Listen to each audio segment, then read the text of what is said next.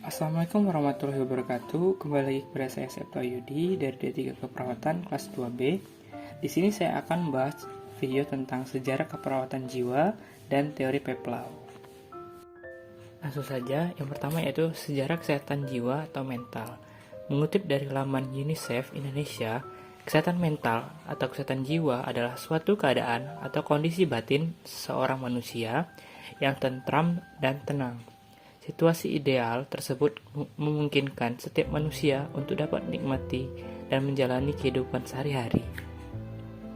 Sejarah kesehatan mental. Sejarah kesehatan mental di dunia sebenarnya dimulai tak kalah zaman prasejarah. Meski zaman prasejarah minim bukti tertulis, namun beberapa ahli menyimpulkan jika gangguan kesehatan mental telah ada sejak zaman sebelum mengenal logika dan sebagainya. Adapun lintas waktu dari bagian kesehatan mental di dunia tersebut antara lain sebagai berikut. Di sini saya membagi sejarah kesehatan mental menjadi 5, yaitu yang pertama, sejarah kesehatan mental zaman purba, yang kedua, sejarah kesehatan mental peradaban awal manusia, yang ketiga, sejarah kesehatan mental abad pertengahan, yang keempat, sejarah abad kesehatan abad ke-8, yang terakhir atau kelima, sejarah kesehatan mental abad ke-20. Yang pertama, sejarah kesehatan mental pada zaman purba. Sejarah kesehatan mental dimulai pada zaman prasejarah, saat manusia masih belum mengenal budaya modern dan minim logika. Zaman purba memiliki titik awal kesehatan mental manusia yang dimulai mendapatkan perhatian. Penderitanya dianggap sebagai orang yang sedang mengalami gangguan spirit supranatural seperti kutukan, pengaruh roh jahat, hingga guna-guna dari manusia lain. Penanganannya tak lain juga dilakukan dengan metode serupa. Jika penderita tak mampu keluar dari gangguan tersebut, ia akan dibunuh atau dibiarkan, sehingga lambat laun penderita akan meninggal dunia atau musnah di kalangannya. 2. Sejarah kesehatan mental peradaban awal manusia. Zaman semakin berkembang. Begitu pula peradaban manusia saat memasuki 5000 sebelum Masehi hingga 500 Masehi.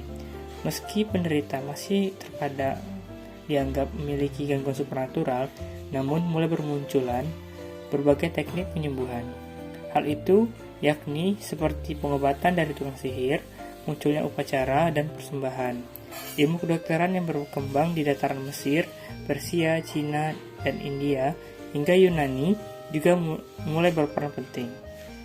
Hippocrates pada awal 460 sebelum Masehi menjelaskan gangguan mental tak lain berasal dari sebab natural. Hal ini menyebabkan penderitanya harus menjalani serangkaian kegiatan seperti diet, mandi, dan sebagainya. 3. Sejarah kesehatan mental abad pertengahan. Perkembangan kesehatan mental pada abad pertengahan justru mengalami kemunduran bersamaan dengan ilmu pengetahuan lainnya. Zaman yang disebut dengan abad gelap ini menganggap jika penderita kesehatan mental harus disembuhkan dengan mantra serta jimat. Doktrin demonologi atau kekuatan setan berkembang kembali hingga membuat peradaban kembali meyakini penderita gangguan jiwa sedang menerima hukuman dari Tuhan. Penderitanya pun mulai kembali mendapatkan perlakuan buruk dan tahap tanpa pengobatan. Penderita justru akan dihukum, disiksa, diusir, bahkan dijual kepada orang yang memiliki kekuasaan. 4. Sejarah kesehatan mental abad ke-8.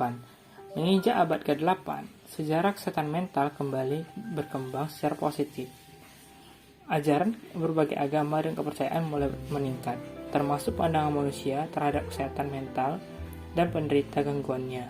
Salah satunya yakni agama Islam yang mulai memunculkan teori psikiatri dan pengobatan bagi penderita gangguan jiwa. Hal ini sering muncul berbagai penemuan yang berkembang di dunia psikologi Muslim dan kedokteran Islam. Bahkan rumah sakit psikiatri mulai dibangun khusus penderita gangguan jiwa di daerah Persia, Rahazes, dan Baghdad. 5. Sejarah kesehatan mental abad ke-20. Abad ke-17 hingga abad ke-20 yang memunculkan berbagai penemuan positif dari kesehatan mental dan penderita gangguannya. Semula gangguan jiwa dipandang dari sudut demonologis atau sudut kepercayaan satanis kini berubah dengan pendekatan ilmiah di mana menganggap sebagai penyakit. Hal ini didukung oleh berbagai gerakan para ilmuwan yang melawan terhadap pemasungan pada korban gangguan jiwa. Sebut saja dengan seperti Prancis yang melopori pendekatan humanalist Inggris yang mendirikan York Redmond, serta Amerika Serikat yang mendirikan rumah sakit mental modern.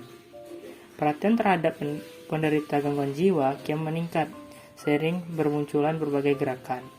National Committee for Mental Hygiene memicu berbagai riset di bidang psikologi dan mulai melopori pendekatan psikiatris. Hingga dunia pun akhirnya sepakat untuk memikirkan World Federation for Mental Health atau WFMH pada tahun 1948 setelah dirumuskan Undang-Undang Kesehatan Mental Nasional oleh Kongres Amerika Serikat. Selanjutnya, teori kesehatan jiwa dari Hildegard E. Peplau. Peplau memasukkan pengetahuan ke dalam kerangka konseptualnya yang pada akhirnya berkembang menjadi model keperawatan berbasis teori. Peplau menggunakan pengetahuan yang dikutip dari ilmu perilaku dan model psikologi untuk mengembangkan teori hubungan interpersonal. Pengertian teori keperawatan Hildegard E. Peplau atau sebut saja Peplau, teori yang dikembangkan oleh Peplau adalah keperawatan psikodinamik atau psychodynamic nursing. Perawatan psikodinamik adalah kemampuan untuk memahami perilaku seseorang untuk membantu mengidentifikasikan kesulitan-kesulitan yang dirasakan dan untuk mengaplikasikan prinsip-prinsip kemanusiaan yang berhubungan dengan masalah-masalah yang muncul dari semua hal atau kejadian yang telah dialami. Model konsep dan teori keperawatan yang dijelaskan oleh Peplau menjelaskan tentang kemampuan dalam memahami diri sendiri dan orang lain, yang menggunakan dasar hubungan antara manusia mencakup 4 komponen sentral, yaitu yang pertama adalah pasien, yang kedua perawat, yang ketiga masalah kecemasan yang terjadi akibat sakit, yang keempat adalah proses interpersonal. Tahap interpersonal menurut Peplau dalam keperawatan. Ada beberapa fase di sini. Yang pertama ada fase orientasi, yang kedua ada fase identifikasi, yang ketiga ada fase eksploitasi, dan keempat ada fase resolusi. Hubungan antara fase-fase Peplau dan proses keperawatan.